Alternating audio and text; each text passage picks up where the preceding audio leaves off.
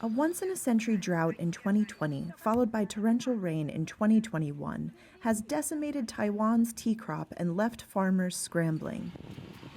One such farmer is 28-year-old Qian Xunyi, whose tea fields in Taiwan's southern Meishan Township are weakening.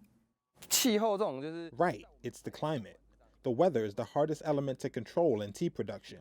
We can control other elements of the production process by using equipment, but we are powerless in the face of climate. Xian returned to run the family plantation after his father passed away 4 years ago and is determined to cope with the extreme conditions in any way he can. This sort of thing. The tea is growing here, and I live here as well. This land belongs to me. My upbringing relied on it, so I want to take good care of it as well and bring up the next generation of my family here. Tea has been grown in the mountains around Meishan since the 19th century, when the island was part of China's Qin dynasty. Taiwan's tea output does not come close to matching China's or India's, but what it lacks in quantity, it makes up for in quality. The high mountain premium oolong variety is a specialty of the area.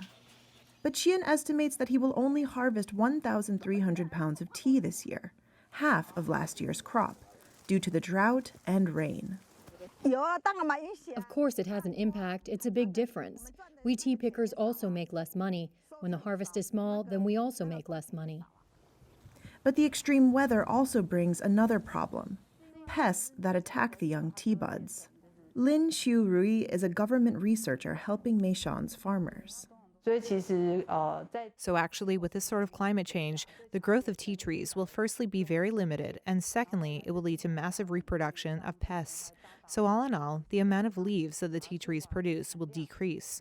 And then, because the trees are weak, and with additional onset of big numbers of parasites, if these factors aren't dealt with properly, then this might even lead to some tea trees dying. Some officials debate whether what is happening in Taiwan's tea county is directly linked to climate change.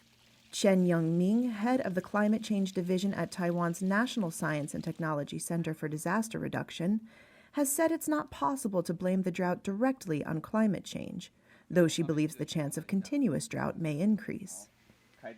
Tsai Xian-sung, the director at Taiwan Executive Yuan Tea Research and Extension Station, disagrees.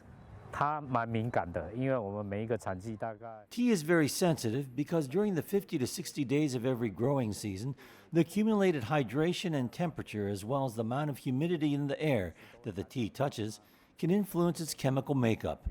Especially as tea is a habitual beverage, and when those elements are brewed into a cup of tea, will it taste good and have a fragrant quality?